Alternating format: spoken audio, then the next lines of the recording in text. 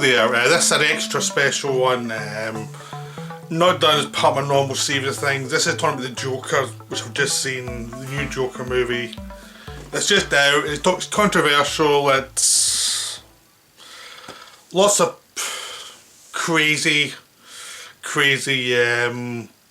theories about it going round, most of them completely absurd. So yeah, I saw the movie in my local cinema like one afternoon. It was very pretty quiet, and it's a good movie. It's not a great movie. That's it. I mean, it's really strange how overhyped this film has become. Either for it's amazing, it's a new great movie, it's 10 out of 10, or you know, it's scummy, it's horrible, it's offensive to everything, and blah blah blah blah. You know, it's like I only see, you know, a few people saying, yeah, it's fine. You know, which is where I go down. It's fine. It's not amazing. It's fine. That's all it is. It's fine. There's nothing else to it. I'll go into. I'm a Batman fan. I always loved Batman. I've done videos on before. Said yeah, it's like because he's a bit of a psycho as a character. I always think it's quite interesting. All the villains are good. For the Joker themselves, I have favourites, I have least favourites. Basically, my favourite is the animated one, Mark Hamill one from the animated series. That's still my favourite Joker. Second is Jack Nicholson's Joker from Batman. I think it's downplayed now actually, which is weird because I still think it's very good Joker. It's a very good, very different Joker from the other movies or comics. It's its own unique take. It's very intriguing. Just I think underrated now. Even at the time it was overrated, now it's underrated. There we go. This Joker is my third favourite now. I really like this Joker. Joaquin Phoenix Joker is very good. It's the strongest part of the film. He's the strongest part of the film. He lifts the film up from some of its flaws just by force of personality and acting skill. After that, with other Jokers, I'm very fond of the Cesar Romero Joker, the kind of ridiculous one. I think that's a fun Joker from the Batman TV show. I love the Batman TV show. The Heath Ledger Joker I really like too, but I have problems with that film.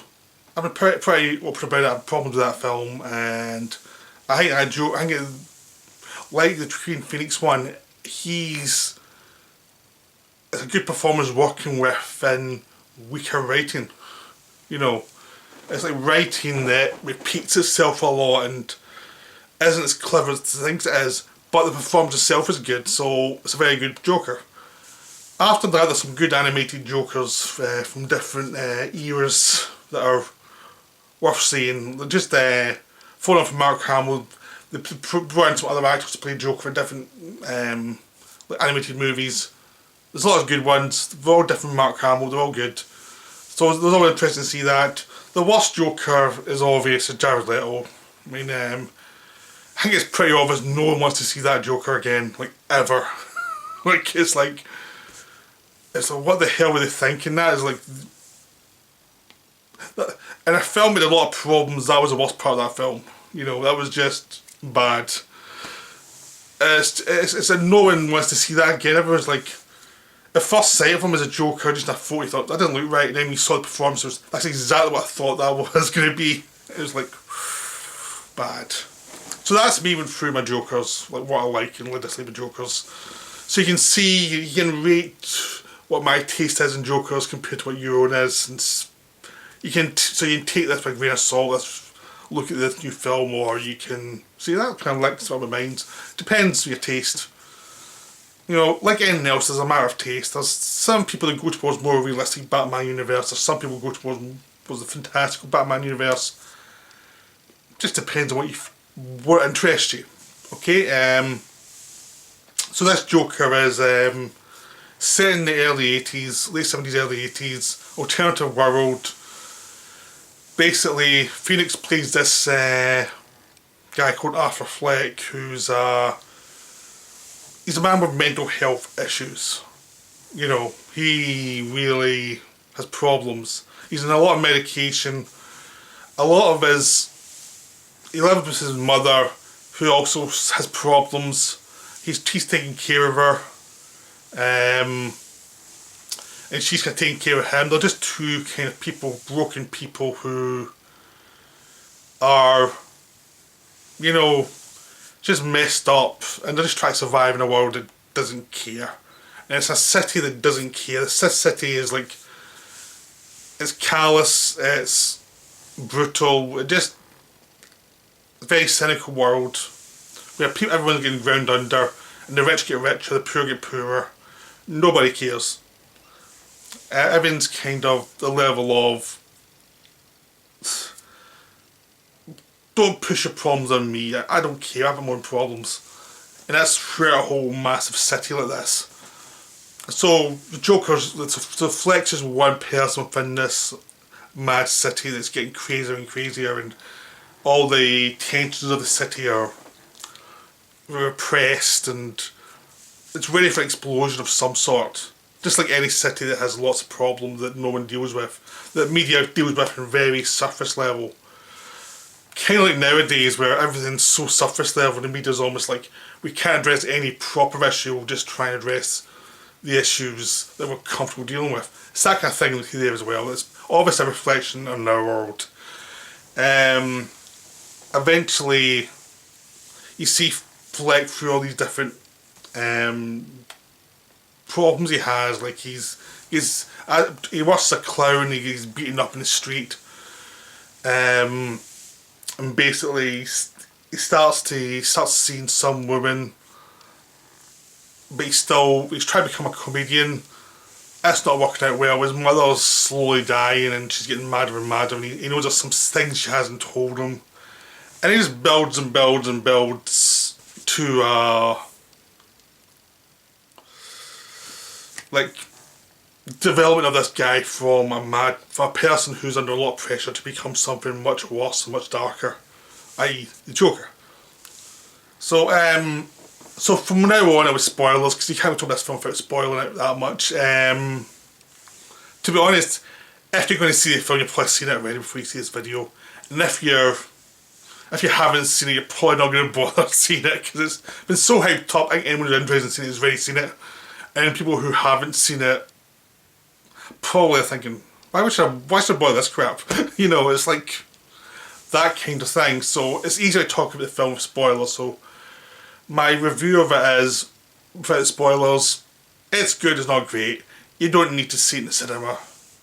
If you're a cineast, which is kind of my channel, you're probably going to look at the visuals and think, this is second-hand Scorsese stuff. And you look at the script and say, this is second-hand Scorsese wannabe. Because a lot of the strength is in the acting rather than the scripting and the direction, you know. I mean, there is like a build of unease throughout the film that's quite well done, and they don't ever like go into detail. They don't stick to one thing for too long, so it creates this feeling of unease that echoes the mind of the lead character. He's like uneasy, and he's skipping from one thing to the other, like a person with problems would, and he's not locked down on one thing. So that gives the sense of unease of the person growing. So that's well done. It's just how they use, the mechanism they use for that unease are a bit cliched. So the script sets stuff up. It's well put together, but nothing's unique in it. So now I'll go into spoilers, okay? Because this film it's a lot to do with how things unfold. Even if things are pretty cliched.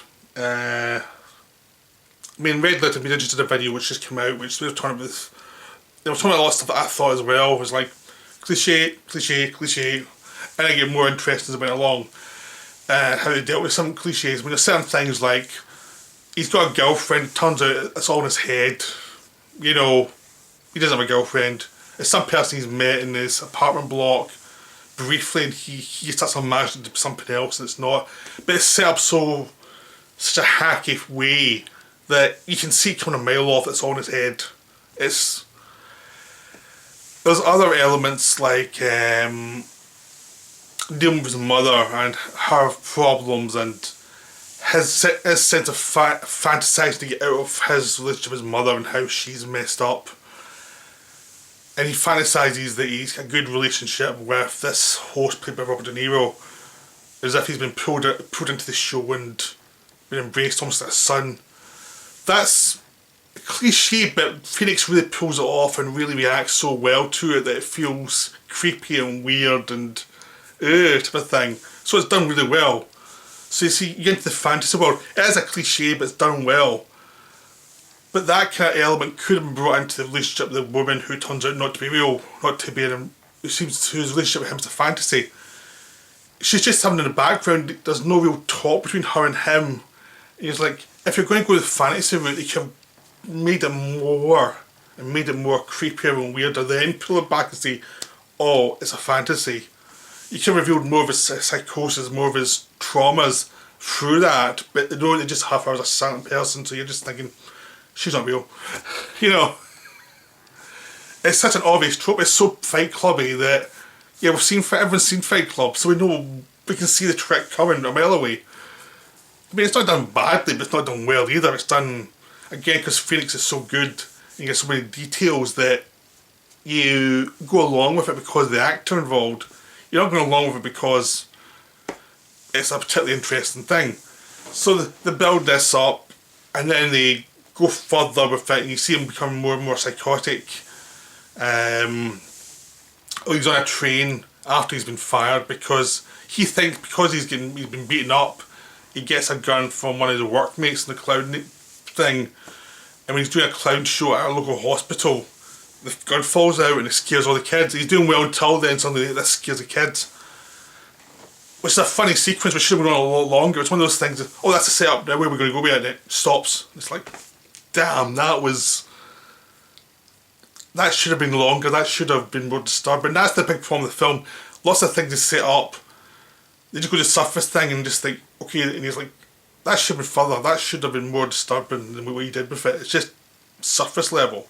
And Phoenix does so well with all the details and all the looks that he fills in a lot, but there's lots of stuff that should have gone further. Like, that scene should have lasted another minute or so. We're just watching the awkwardness build and build rather than this happened, it's over.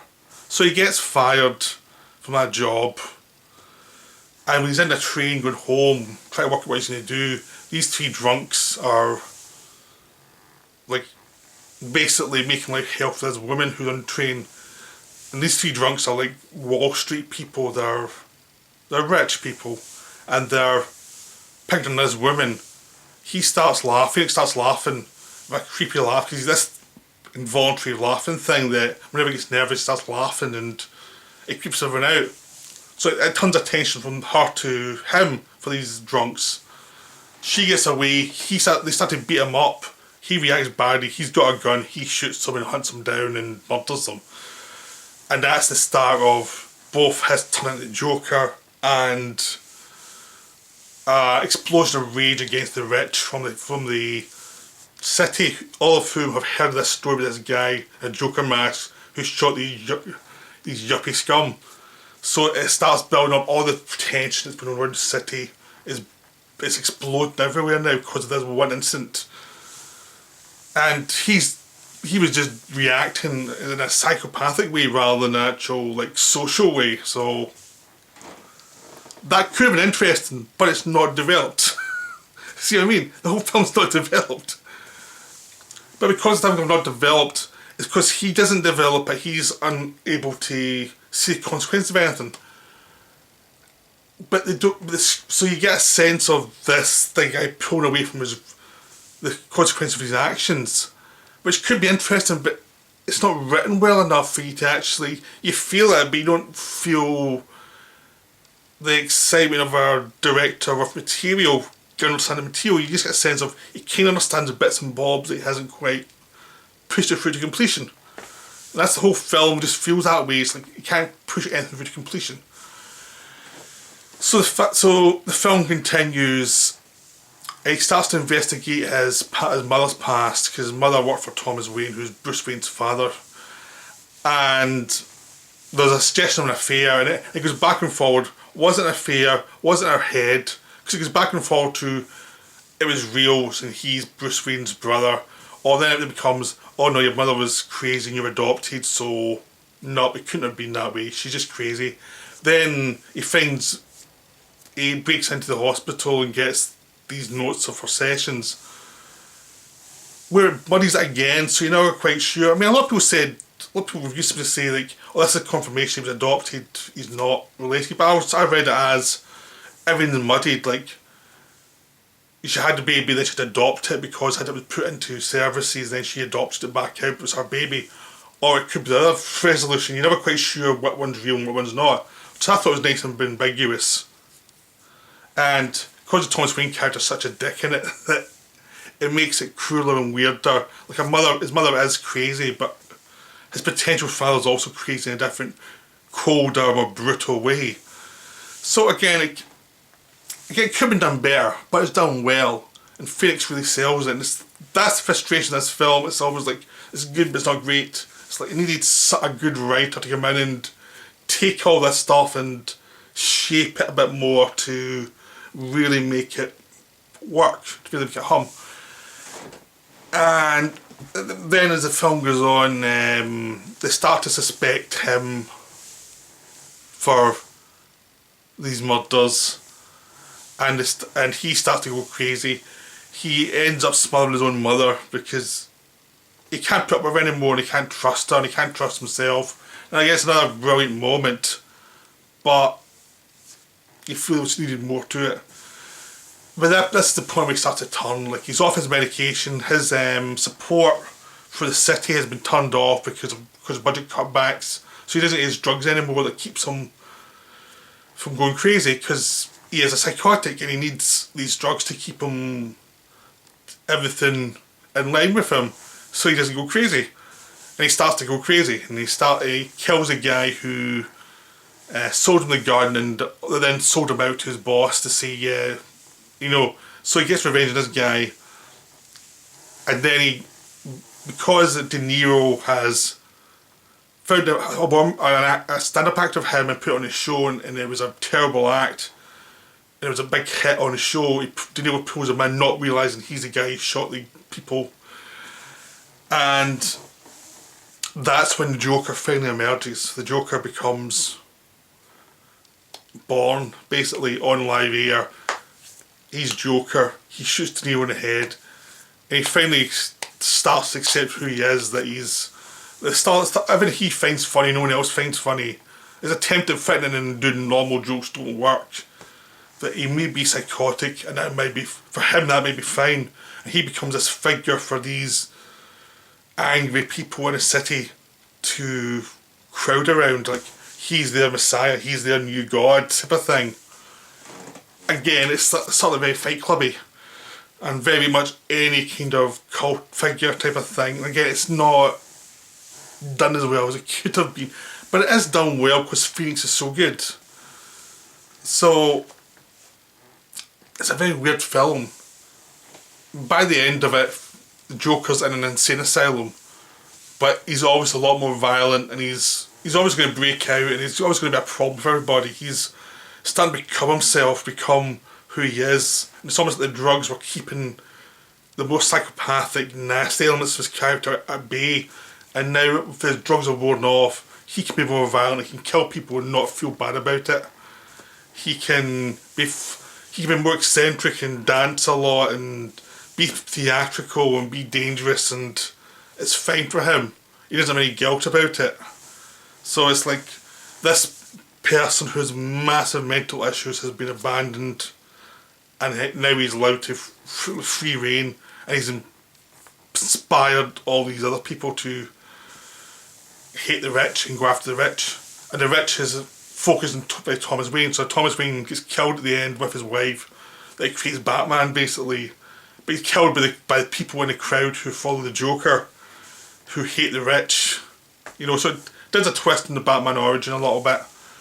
Now, the thing with this film is, as I've stated, it's underwritten, it's weird, it's like they've got the instincts to where they want to go, and Phoenix's performance is so good and so nuanced, it gets him over the humps of every bit of work that could have been developed more.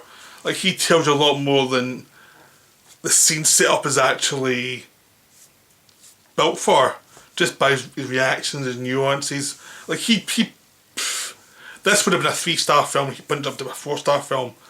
I don't like using star ratings, but that's the kind of thing it is. It's hard to explain otherwise. It's like, he elevates it so much because he's so good, but everything that's built in a script would have been wrote and been pretty dull with another actor. And it's just this mess. But it's an interesting mess, and it works really well. But it's because of Phoenix. I mean, there was lots of problems, like, in the media about, oh, it's an incel movie. You know, it's just not. It's really not. It's nothing to do with that. So the thing about, oh, it'll inspire crazy shooters. And it's nothing to do with that. It's actually about people who are feeling disenfranchised and they've been oppressed by the rich. It's really more like a recruiting poster for Antifa than anything else. It's more like a left-wing hatred of the rich than the right-wing incel thing.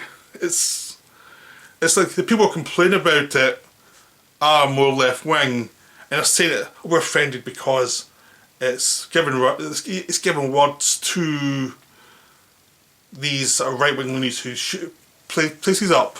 It's giving rise to people who are left-wing, who are Antifa, who are also doing this violence, who are also white people who feel that society's going wrong and the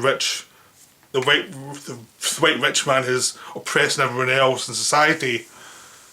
It's an Antifa film. It's called a right-wing film. It's a crazy left-wing film. It's the craziness of the left wing that's been building over the last few years that allows someone like Trump to actually be in power, because they can't get themselves sorted out and they can't understand their own problems. I mean, yeah, there's anti-right wing stuff like taking the money off the poor, killing all these mental health programs that was really needed. And this has happened in the 80s, and there's a fallout from that over the decades. Now there's a lot of mental health people who should be monitored, mental health monitors. That isn't happening in America or in lots of other countries. That is a problem. So it's a very lefty film, and it kind of feels weird that the lefties are attacking it. It's like, well, it's about you. So obviously that's maybe why they're attacking it. It's about your problems. But it does feel an outrage of someone who hates the kind of crazy right-wing stuff, but also hates where society's gone from the left wing as well. It's like, it feels like it's attacking both sides. It doesn't feel like it's just about one side or anything. It feels like it's about everything, about the whole mess of the situation. It's not just a partisan, this is one side's better than the other. Not every side's scummy and crazy, and everyone's reacting from emotion rather than sense, which is what's good about the movie. It's about the emotion. Like, it is kind of in a very cliched way directed wellish. You know, the camera's always kind of in the right place. There are some nice sequences of darkness, like when Phoenix actually kills the guy from the clown who sold him out. There's a nasty tension as you see him. He's starting to slowly go insane. And suddenly these people realise they're in an apartment with a madman, a genuine madman. There's tons of stuff like that. And then when Phoenix actually comes out as a Joker and actually goes on a De Niro's show and is creepy and weird and very effeminate but deadly, it's kind of a worst nightmare come true. So that's why it really works. The moments where Phoenix is allowed to be Joker or to be disturbed really elevate it and make it something above what the material actually is. The material is actually very basic. So there's a lot of people saying a 10 out of 10 film. It's not. It's really not. I think a lot, because it's about something that's going on just now, which is this kind of frustration with the world, frustration with everyone seems to be violent about something. Everyone's like responds to the problem with violence. a lot of people think this is the perfect explanation of it. I don't think it's smart enough to be an explanation of anything. I think it's a good emotional release of dark energy that's affecting the world just now. I think that's what it's good for. But it's not really a good explanation of why this is happening. It's not Taxi Driver, which had an intellectual focus as well. It's, you know, it's something else. But I can see why it's that instant hit, because it is about the tensions that are affecting the world just now. And there's some people calling for it to be banned because it's about incels or something. No, it's not what it's. A, it's not what it's about, and B, no film should be banned because it offends you. You just have to grow up and get a life. You know, if it offends you, don't go see the film. Or if you've seen the film, tough, it offended you. Lots of films offend me. Doesn't mean they should ban them. That's kind of ridiculous. It shouldn't be banned. Anyone calling for it to be banned must be a moron. There's been films like this throughout history talking about social ills. That's a good thing for society to have. Something to say, this is going on. Even if it's not the most sophisticated film, this is not the most sophisticated film, sometimes it's needed as a release of tensions. And that's what this film is providing. Doesn't mean it's a great film, it's not. It doesn't deserve the rave that people are saying why the critics not liking this film. It doesn't deserve that because it's not that good a film. It doesn't deserve the hate that like some of the left wing have thrown at it, saying it's a disgusting reactionary film. No, it's about you lot basically. And it's also about the rich being bastards. It's about the dysfunction of no one giving a damn about anything. Like, the right don't give a damn, the left are going crazy. That's what the film's about. It's an explosion of what's affecting society. That's what the film is showing up. And it's showing up as an experience rather than a dissection. I think in like 6 months, a year, people look back on and say, it was interesting, but it could have been better. I hope so, because that's all it is. It's not a Taxi Driver. It's not that kind of level of analysis of a psychological problem. It could have been if they'd found a better writer to really focus a lot of it. And if they had more dialogue that could have given Phoenix more to chew on, especially in the other parts where he's delivering everything. And even little bits that could have been a cliche, like him saying to the psychiatrist, "You're not listening to me," and he's giving a crazy look to her, "You never listen to me." He sells everything so well that it makes you think that it's more profound than it actually is. That's what's annoying with the film is he's so good, he's sort of ready to go, and he's not giving, and a lot of the time he's not giving the material. He's giving material sometimes, but not always. It's not consistent, and even when it's not there, he always provides something. Like always, he instinctively knows what the film should be, and he's not really been supported properly, but he still delivers something. And I think that's what people are affected by, is his performance. It's so good and so above what he's been given that he almost wills the film to be better than it should be. So that's Joker. It's a really interesting film, but not always intentionally interesting.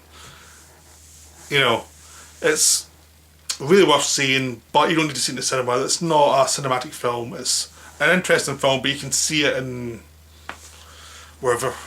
I don't think a big screen's really going to affect it that much. It's all about a face more than the city exploding, so you can see it at home and you'll still get the feeling of it.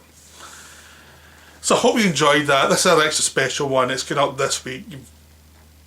So it's not up the day I shot it, which is very unusual for me because the film's just out, so I thought it'd be more interesting to put it up just now. But I'll be back soon with some other videos, and I hope you enjoy them too. Okay, bye.